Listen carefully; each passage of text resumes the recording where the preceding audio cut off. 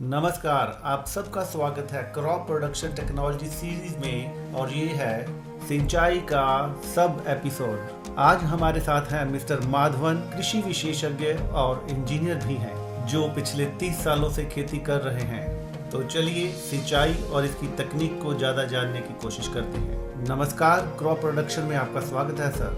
नमस्कार हर्ष, धन्यवाद एक बार फिर इस ETDC एजुकेशन प्रोग्राम में जोड़ने के लिए। मैं बहुत खुश हूँ कि किसान इसको सुन पा रहे हैं और अपने खेतों में और बागीचों में इसको इस्तेमाल करने की कोशिश कर रहे हैं।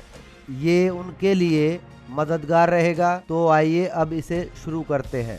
आज हम सिंचाई के दूसरे भाग के बारे में जानेंगे। हम सिंचाई की आम बात जान चुके और आज बात करेंगे सिंचाई के तरीकों पर कि कौन कौन से तरीके मौजूद हैं। ये बहुत सारे उपकरण के होने जैसा है, जैसे प्लास, पेचकस इत्यादि इत्यादि। ये सब मशीनों में इस्तेमाल होता है। ऐसे ही सिंचाई में बहुत सारे उपकरण हैं। मैं आपको गिनवा देता हूँ। Flood irrigation, siphon irrigation, drip irrigation, mist irrigation, controlled irrigation system और भी बहुत कुछ। आमतौर पर ज़्यादातर किसान भाई फ्लड इरिगेशन को अपनाते हैं, जिसमें आप पानी खेतों में बहने के लिए छोड़ देते हैं। बिल्कुल आसान है और इसके बारे में शायद मैंने पिछले एपिसोड में बताया था कि ये बहुत ज़्यादा हानिकारक होती है। कुछ खास लाभ नहीं है। 90% फ्लड इरिगेशन हानिकारक होती है, पर इसका इस्तेमाल करते हैं और पानी वेस्ट करते हैं। जैसा मैंने पहले भी कहा, मैं दोबारा से बोल रहा हूँ, हम उत्पादकता कम करने के लिए सिंचाई कर रहे हैं। ऐसा करके हम पौधे को हानि पहुँचाते हैं अच्छी उत्पादकता के लिए। अगली है साइफन इरिगेशन। हमने एक फ़ोटो के माध्यम से दिखाया है कि साइफन इरिगेशन क्या होता है। ये कुछ खास नहीं होती है। बस आपके बगीचे में ही एक आधे इंच की पाइप लगा दिया जाता है मेन कैनाल से जोड़कर, जो कि छोटे कैनालों के जरिए खेत में पानी पहुंचाते हैं। फरो भी आपके खेतों में धीरे धीरे सिंचाई करेगी। खेतों में ज़्यादा पानी भरने की बजाय ये अधिक बेहतर होती है। सिंचाई एक विज्ञान है, जैसा कि मैं हमेशा ही कहता रहा हूँ। ये कोई कैलेंडर को देख के करने वाला काम नहीं है, या कोई भी तरीका चुनकर ये कहें कि ये बेहतर है या वो बेहतर है। हम इसे इस तरीके से नहीं समझ सकते। हमें ये समझना होगा कि पौधे को क्या चाहिए। सही तरीके से चलें कर रहा हूँ। सिंचाई क्यों करनी है, उस तरीके से सोचें और आप तय करें कि कौन सा तरीका इसके लिए सही है। साइफनिंग के लिए हम कहते हैं कि पानी के लिए इसका थोड़ा बहाव ही काफ़ी है। ऐसा कहने पर अब मैं इसको भूमि की तैयारी से जोड़ने की कोशिश करता हूँ। वहाँ पर मैंने बताया था कि सिजलिंग बहुत ही ज़रूरी है। वो भी सिंचाई को अच्छा बनाने के लिए अपना बहुत ही महत्वपूर्ण योगदान निभाता है। ध्यान रखें, इसकी ज़रूरत आपकी सिंचाई से जुड़ी है। अब सिंचाई, जो कि एक विज्ञान है, आपके पौधे की फिजियोलॉजी एक्टिविटी से भी जुड़ी है। आप कृपया इसे इस तरीके से समझें, ये बीज उगने की शुरुआती स्टेज है। अभी बस फसल उगनी शुरू हुई है। उसके बाद ये फसल फले फूलेगी और मर जाएगी। अब शुरुआत में जब फसल उगना शुरू करती है, जिसे हम जर्मिनेशन या स्पॉटिंग कहते हैं, उस समय फसल को थोड़ी ज़्यादा नमी चाहिए, बहुत ज़्यादा नहीं। इसलिए हम बताते हैं कि इसे हमेशा रिजर्व फ्लो से डालें। इसको नमी केवल इसलिए चाहिए कि वो बीज की ऊपरी सतह को नरम कर दे और बीज को फूटने में आसानी हो। तो अपनी सिंचाई के तरीके को चुन लें, जो आधारित हो नंबर 1 मिट्टी के प्रकार पर, नंबर 2 जो फसल आप उगा रहे हैं, नंबर 3 जमीन के आधार पर। आप इन तीनों के आधार पर ही ये चुनाव करें कि आपको कौन सी सिंचाई करनी है। आपके पास उपकरण मौजूद हैं, जैसा कि मैंने कहा, मिस्टिंग, साइफनिंग, ड्रिप इरिगेशन इत्यादि इत्यादि। ये सब के सब टूल्स ही होते हैं, पर आपके लिए कौन सी सिंचाई बेहतर है, तीनों पॉइंट ध्यान रखने होंगे और फिर चुनाव कीजिए कि किसके लिए जाना बेहतर रहेगा। ज़्यादातर यही सोचते हैं कि ड्रिप इरिगेशन सूखे के लिए या पानी बचाने के लिए होती है। ये बहुत दुखदाई है कि इतनी अच्छी तकनीक को केवल छोटे से काम के लिए रख दिया गया है। ये केवल उसके लिए नहीं है, ये उससे कहीं अधिक है। इस एपिसोड में मैं ज़्यादातर ड्रिप इरिगेशन की बात करूंगा। मैंने 3 पॉइंट्स के बारे में बताया। मिट्टी के प्रकार, एग्रोनॉमिकल कंडीशन और फसल आपको चुननी है। उदाहरण के तौर पर यदि आप ड्रिप सिंचाई को चुनना चाहते हैं, जो पॉइंट्स आपको ध्यान रखने होंगे ड्रिप के लिए। पहला पॉइंट है कि आपके पास 24 घंटे बिजली उपलब्ध होनी चाहिए। नंबर 2, आपकी मिट्टी किस प्रकार की है। नंबर 3, जब मैं प्रकार कहता हूं तो बताएं कि आपकी मिट्टी किस तरह की है। मतलब कि मिट्टी में क्या क्या है, क्ले कंटेंट क्या है, उसमें कौन कौन से तत्व मौजूद हैं।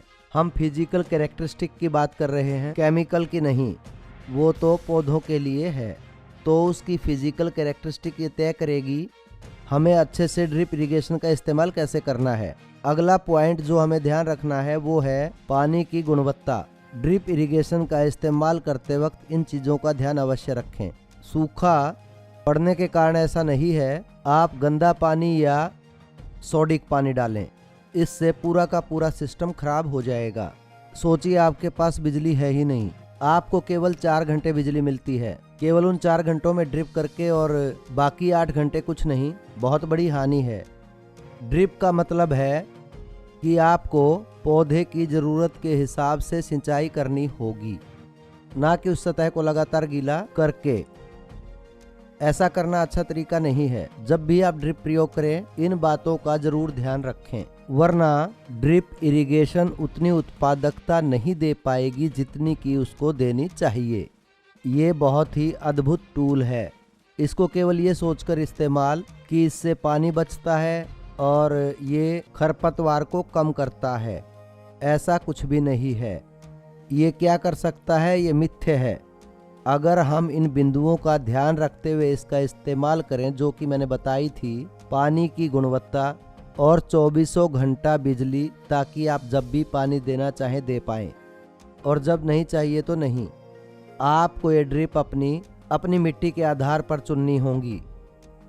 आपकी फसल को उगाने से लेकर उसे काटने तक पानी की ज़रूरत बदलती रहती है। जब आप बीज बोएं शायद आपको उस दिन कम पानी की ज़रूरत हो ताकि बीज मुलायम हो जाए और बीज जल्दी से फूट जाए, इसी की ज़रूरत है। उस वक्त आपके पास बिजली नहीं होगी तो ज़रा सोचिए क्या होगा। आप ड्रिप को दोष नहीं दे सकते। अब फर्टिगेशन, सब कहते हैं कि ड्रिप को फर्टिगेट नहीं किया जा सकता सिवाय मोबाइल एलिमेंट के। हमने मिट्टी परीक्षण में आपको मोबाइल और इमोबाइल के बारे में बताया था। तो मोबाइल और इमोबाइल महत्वपूर्ण भूमिका निभाते हैं फर्टिगेशन सिस्टम में। मतलब कि मिट्टी की विशेषताएं बताएंगी कि जड़ों में कौन कौन से पोषक तत्व मौजूद हैं। मैं आपको कंफ्यूज नहीं कर रहा, कृपया धीरे धीरे आगे बढ़ें वरना आपकी ड्रिप सही तरीके से काम नहीं करेगी। अगर आप चाहते हैं कि ड्रिप बहुत अच्छे से काम करे और आपको अधिक से अधिक उत्पादकता मिले इस उच्च स्तरीय तकनीक का इस्तेमाल करके, ऐसा ना सोचें कि केवल ये पानी बचाने के लिए है। ये तो इसका सबसे छोटा काम है, ये और भी काम करती है। मैंने कहा पौधे की फिजियोलॉजी एक्टिविटी। वनस्पतिक अवस्था में बढ़ने के बाद इसको स्ट्रेस की ज़रूरत होती है। फसल को कुछ हद तक स्ट्रेस की ज़रूरत है। एक ही जगह से लगातार ड्रिपिंग करने से जड़ों को खेत में पोषक तत्व मिलने से रोक दिया जाता है। जैसा कि आप सब जानते हैं पौधे अपने आप नहीं खा सकते, इसे हमें आयोनाइज्ड फॉर्म में खाना देना होता है। इसे पानी में घोलना होगा और घुलने के बाद इसकी नमी रूट एक्शन के द्वारा सोख ली जाती है। इसी तरह पौधों को पोषक तत्व मिलते हैं। अब आप लगातार ड्रिपिंग ही कर रहे हैं। एक ही जगह को बार बार गीला करना आपके पौधों को सुला सकता है। अगर ये चिकनी मिट्टी है, इसको समझें कि चिकनी मिट्टी में ड्रिप अलग तरीके से काम करेगी, रेतीली मिट्टी में अलग तरीके से काम करेगी। यदि ये कैलकेरियस है तो ये अलग है। मतलब कैलकेरियस, चिकनी, रेतीली, ये सब मिट्टी की विशेषताएं हैं। मतलब मिट्टी कैसी दिखती है, ये विशेषताएं मिट्टी की होल्डिंग कैपेसिटी बताएंगे और होल्डिंग कैपेसिटी के आधार पर आप बता सकते हैं कि ये ड्रिप सिस्टम आपके काम का है कि नहीं।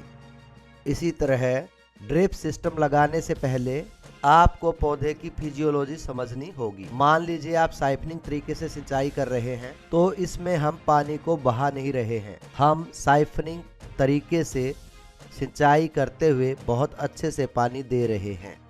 इन नालियों से सिंचाई करने के लिए जैसा कि हमने सिजलिंग कर रखी है, तो पानी नीचे की ओर उतर जाता है और कैपिलरी एक्शन से जड़ें इसे सोख लेती हैं। ये सिंचाई का विज्ञान है। ऐसा ही ड्रिप में भी होता है। पर अगर आप एक ही जगह पर पानी बहाते रहेंगे तो ड्रिपर्स, जब मैं ड्रिपर्स की बात करता हूं तो ड्रिपर्स को चुनना, हर 45 सेकंड पर एक ड्रिप होती है जिसे हम ड्रिपर पॉइंट्स कहते हैं। ये आपको देता है 1 litre, 1.5 litre, 2 litre, 3 litre, 5 litre. ये टूल्स का गुच्छा है। कैसे चुनेंगे?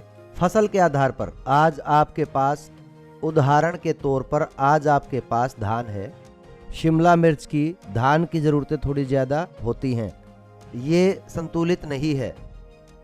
आप धान के लिए ड्रिप का प्रयोग कर सकते हैं, शिमला मिर्च के लिए भी ड्रिप का प्रयोग कर सकते हैं। वो सिस्टम आपकी फसल के लिए सही रहेगा। अगर आपकी मिट्टी चिकनी है तो फर्टिगेशन एक अलग चीज़ है।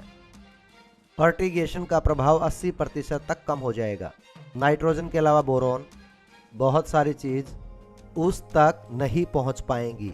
आप ज़्यादा लाभ नहीं उठा पाएंगे अगर बिजली नहीं होगी ड्रिप को इस्तेमाल करते हुए। मैं मुंह से खा रहा हूं और ग्लूकोज दे रहा हूं, क्या ग्लूकोज मेरे मुंह के लिए विकल्प हो सकता है? सोचिए। सलाइन दिया जाता है आपातकालीन स्थिति में, जब आप निगल नहीं पाते हैं या आप निगलने की स्थिति में नहीं होते, उस समय डॉक्टर आपको ग्लूकोज देता है ताकि हमारे अंग काम करते रहें। डॉक्टर सोच समझकर हमें एनर्जी देता है, पर यह हमेशा के लिए नहीं है। ये केवल थोड़े समय के लिए होता है। उसके बाद डॉक्टर आपको योग्य बना देंगे कि आप अपने मुंह से खा पाएं। ये सोखने का अच्छा तरीका है और सब पोषक तत्व आपको मिलेंगे। नाइट्रोजन को छोड़कर फर्टिगेशन नहीं करनी चाहिए। भारत में मुझे एक मुश्किल आई है ड्रिप के लिए। रोडेंट्स के बारे में आप जानते होंगे, और कुत्ते पूरी जगह घूम जाते हैं, पता नहीं इन पर काबू कैसे पाएं, जैसे चूहे। हाँ, प्यासे होने के कारण वो इस ड्रिप को काट लेते हैं, पाइप को काटकर पानी पीते हैं, और जब उनको पानी नहीं मिलता है तो वो नाराज होकर सारे पाइप काट देते हैं। मान लीजिए आपके पास लगभग 100 फीट की दूरी पर आपके पास एक पाइप है और आप हर रोज 22,000 फीट को चेक नहीं कर सकते हैं। आपको मेंटेनेंस पार्ट पर भी ध्यान देना होगा। ये बहुत ही महत्वपूर्ण उपकरण है, जैसे मैं बार बार बोल रहा हूँ। ये टेक्नोलॉजी का एक हिस्सा है, पर इन सब मुसीबतों का कैसे सामना करें, मैं जो करता था उसकी एक तस्वीर दिखा दूंगा। जहां पर भी मैं ड्रिप करता था, भारतवर्ष की जैसी कंडीशन है, मैं वहां मिट्टी का मटका या प्लेट रख देता था, तो ड्रिप अपना पानी मिट्टी के मटके या उस छोटी सी कले की प्लेट में डाल देगा। ये टपक कर उसे भर देगा और भरकर फसल में गिरेगा। तो जब कहीं पानी नहीं होगा, सब जानवर वहां से पानी पिएंगे और मेरी पाइप को बख्श देंगे। वो जंगली हो जाते हैं जब उनको पानी नहीं मिलता, खासकर रात में। ये चूहे और सब ये रात के राही हैं, दिन में कभी नहीं आते। निशाचर ये तभी आते हैं जब सूरज डूब जाता है और आप वहां नहीं होते, ये काट लेते हैं। आपको पता नहीं होता, आप सोचते हैं कि मैं तो बहुत समझदार हूँ, बनावटी ज्ञान, वाल 1 को वाल 2 से जोड़ दूं और सिंचाई हो जाएगी। आपको नहीं पता होता कि 200 फिट पर आपकी पाइप काट दी। ड्रिप पाइप करते वक्त आपको इन सब बातों का ध्यान रखना होगा। साइफनिंग में हमें यह दिक्कत थी कि हम पानी को कैनाल के जरिए बहाते थे और इससे हमें नुकसान होता था। तो मैंने क्या किया कि इसको बहने देने की बजाय मैं आपको स्क्रीन पर एक पिक्चर दिखा देता हूँ, जहाँ आप देख पाएंगे कि बहुत साधारण है। आपको कैनाल से पानी बहाने की कोई ज़रूरत नहीं। हर 30 या 60 इंच पर एक 10 mm की पाइप से पानी बहा दिया जाएगा। ये साइफनिंग जैसा ही है लेकिन ज़्यादा स्थिर। देश में बिजली कमी होने के कारण हमें इसे अपनाना ही होगा। हमें लगातार बिजली नहीं मिलती, ये भी नहीं जानते कि बिजली कब आएगी और कब नहीं। हमें इसका पता नहीं होता। ये मैंने अपने 30 साल के खेती के अनुभव में देखा है और आप सब भी इसके बारे में बहुत अच्छे से जानते होंगे। कुछ किसान जनरेटर का भी उपयोग करते हैं पर बहुत कम, ऐसा कम ही देखने को मिलता है। उसको चलाना भी आसान नहीं है क्योंकि हमारे यहाँ डीजल महंगा है। पहले इसका प्रयोग करता था लेकिन अब छोड़ दिया। अब साधारण साइफनिंग तरीके से हम इस बिजली की समस्या को भी दूर कर सकते हैं, जैसा कि मैंने आपको दिखाया। अब आप साइफनिंग तरीके में भी पानी को नालियों से बहा रहे हैं। ये नालियाँ एक ट्रैक्टर और उपकरण से बनाई जाती हैं। एक वी शेप का उपकरण, जैसा मैंने बताया, वी शेप में होता है। ये गहरी और तंग नालियाँ, बहुत तंग और गहरी, मतलब कृषि स्थितियों के कारण पानी का नुकसान कम कर दिया गया है और आपने पानी के 60 व 40 के अनुपात के एक बड़े विस्तार को पूरा किया है, जो है नमी और हवा। और ऐसे ही फसल का प्रदर्शन अच्छा होता है। ऐसे ही जड़ों पर लगातार पानी या फिर जड़ों को गीला करने से फंगल इन्फेक्शन भी दूर होता है। मैंने आपको बहुत ज़्यादा चीज़ें बता दी हैं, इन्हें धीरे धीरे समझना होगा। पीछे जाकर इसे 1-2 बार सुने, पता चले कि मैं क्या कहना चाहता हूँ। मैं इसे रटने के लिए नहीं कह रहा हूँ, मैं आपको केवल जागरूक करना चाहता हूँ कि किन किन चीज़ों की ज़रूरत है। चुनने से पहले ये ज़रूर देखें कि आपको किस तरह की सिंचाई की ज़रूरत है। मैं फिर से बता देता हूँ, हम खासकर भारत में हम सिंचाई को विज्ञान नहीं मानते, बिल्कुल नहीं। और सिंचाई 100% विज्ञान है। आप इसको इसी तरीके से समझते हुए चलें, इसी के अनुसार जाएं, ताकि आप सिंचाई से उत्पादकता को बढ़ा सकें, ना कि उत्पादकता को घटा दें। और आज के समय में ये घट रही है, ना जानते हुए ज़्यादा सिंचाई कर रहे हैं, क्योंकि पौधा अपने आप नहीं कह सकता कि ओह ज़्यादा भीग गया हूँ, मुझे परेशानी हो रही है। ये आपको केवल एक लक्षण दिखा सकता है कमजोरी का। या तो ये सूखे में कमजोर पड़ेगा या फिर ज़्यादा भीगने पर कमजोर। दोनों ही तरीकों में इसे सींचने से या ड्रिप लगाकर बहाने से, ड्रिप या लगातार पानी बहाने से जड़ें सो जाती हैं ऑक्सीजन ना मिलने की वजह से। जब जड़ें सो रही होती हैं वो पौधे का उत्पाद नहीं कर सकती, उत्पादक दिन घट जाते हैं। स्वभावतः ये आपकी उत्पादकता में दिखेगा। प्यारे दोस्तों, मैं अपने सिंचाई के तरीकों के बारे में बहुत सा बता चुका। कोई भी सवाल हो मुझे बताएं। और ये एक विस्तृत सब्जेक्ट है। जब तक आप स्टेप 1 को नहीं समझेंगे दूसरे स्टेप तक नहीं जा पाएंगे, ना स्टेप 3 पर। आपको कृपया ये मानना होगा कि सिंचाई एक विज्ञान है और उसके आधार पर आप अपनी सिंचाई को शुरू करें। बहुत धन्यवाद। सबको नया साल मुबारक।